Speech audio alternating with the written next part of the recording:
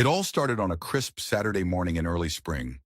I woke up to the sound of birds chirping outside my window, the sun filtering through the curtains of my modest farmhouse. My property sits on a sprawling 10-acre plot just outside town, a quiet slice of heaven I'd worked hard to maintain over the years. The land had been in my family for generations, and I took pride in keeping it peaceful and private. Little did I know that by the end of the day, my tranquil retreat would turn into a battlefield over parking spaces, party guests, and petty revenge. I sipped my coffee on the porch, taking in the stillness, when I noticed something odd. Across the road, my neighbor Linda was bustling around her front yard. Linda was the president of our Small Homeowners Association, HOA, a title she wore like a crown. She was in her late 50s, always impeccably dressed, and had a knack for organizing neighborhood events, whether we wanted them or not. Today, she was setting up balloons and streamers, her movements frantic. I figured she was throwing one of her usual gatherings.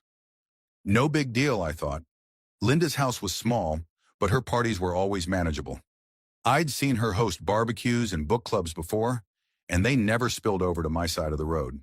I shrugged it off and went back inside to finish my chores. By noon, the situation had escalated. I stepped outside to check on my garden and froze. Cars, dozens of them, were lining the edge of my property. Not on Linda's cramped little lot, but on my land. Sedans, SUVs, and pickup trucks stretched along the grassy strip I'd spent years tending, their tires sinking into the soft soil. A few had even parked haphazardly across my driveway, blocking my own truck.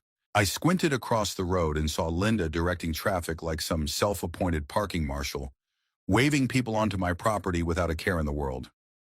I felt my blood pressure spike. This wasn't just a casual get-together anymore. Music blared from her backyard, and I could hear laughter and chatter from what sounded like a small army of guests. I marched over to her front yard, dodging a minivan that nearly clipped me as it pulled onto my grass. "Linda!" I called out, trying to keep my tone civil. She turned, her face flushed with excitement, a plastic tiara perched on her head. "What's going on here?" "Oh, hi," she chirped, barely glancing at me. "It's my birthday. 57 years young today. I've got a big crowd coming. 57 guests, one for every year. Isn't that clever?" I forced a tight smile. "Happy birthday, but why are all these cars on my land? You didn't ask me."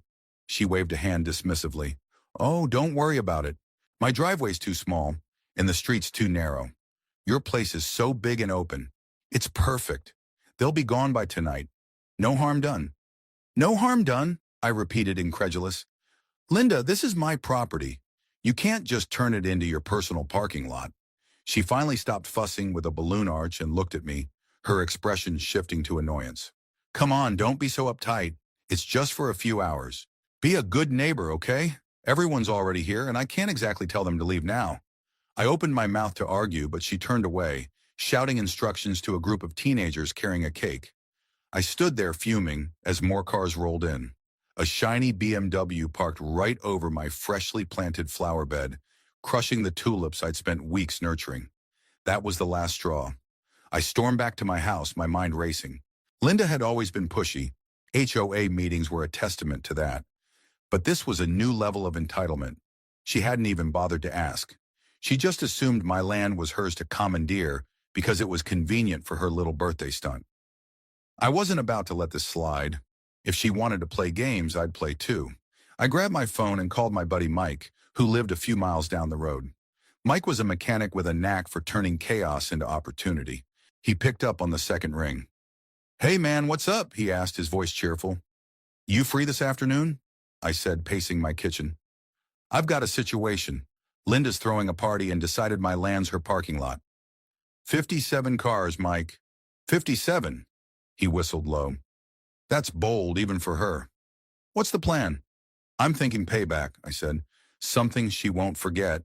"You still got those tow truck contacts?" Mike laughed. "Oh, I see where this is going. Yeah, I can call in a favor. What are you cooking up?" "Not towing," I said, a grin creeping onto my face as the idea took shape. "Something better. Bring your camera and meet me here in an hour. We're holding an auction." "An auction?" he asked, intrigued. "For what?" For Linda's precious party guest cars, I said. She wants to use my land? Fine, but it's gonna cost her. Mike arrived shortly after, his pickup rumbling up my driveway. He hopped out with his camera slung over his shoulder, a mischievous glint in his eye. This is gonna be epic. You sure you want to poke the bear? She poked me first, I said, grabbing a stack of paper and a marker from my office. Let's make some signs. We spend the next half hour crafting makeshift flyers. Private parking auction, bid on your spot, or lose it. Starts at 2 p.m. sharp. I added a line at the bottom in smaller print.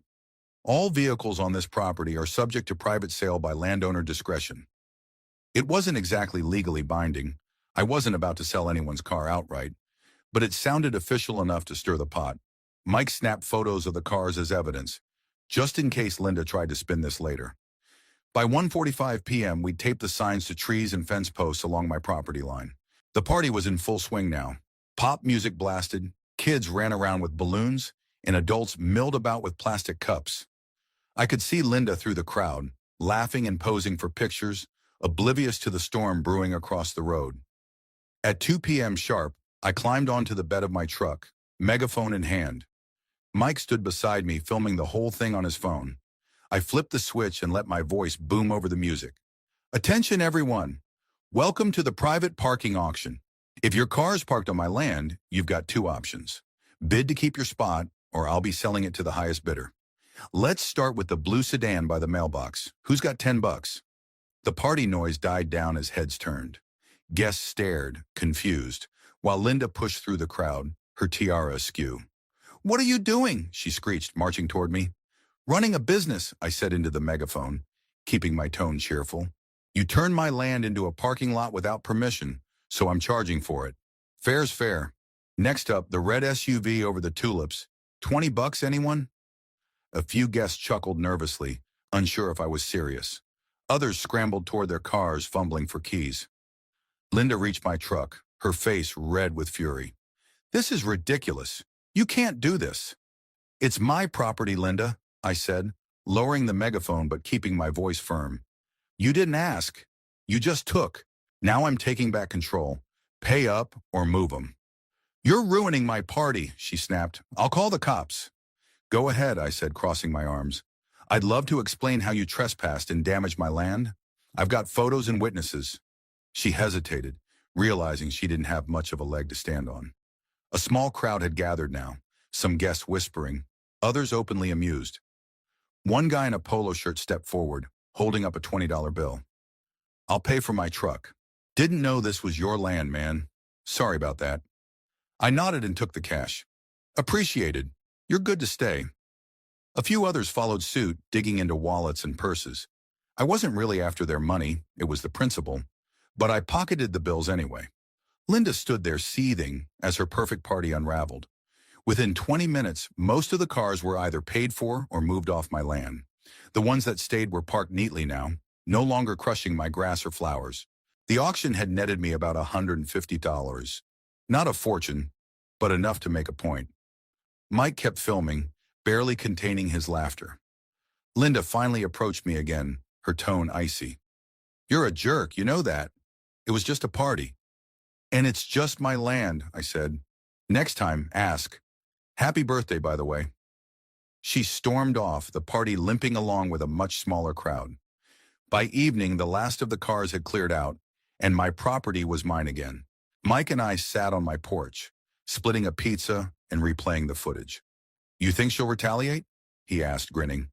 Maybe, I said, taking a sip of soda, but she'll think twice before parking on my land again. The next day, I used the auction money to buy new tulip bulbs and a no trespassing sign for good measure. Linda avoided me for weeks, and the HOA meetings got a lot quieter after that. My land stayed peaceful, just the way I liked it. A clear win in a battle I never wanted to fight. Thank you for watching Touching Story. If this story moved you, don't forget to like, share, and subscribe for more powerful tales of resilience and justice. See you in the next one.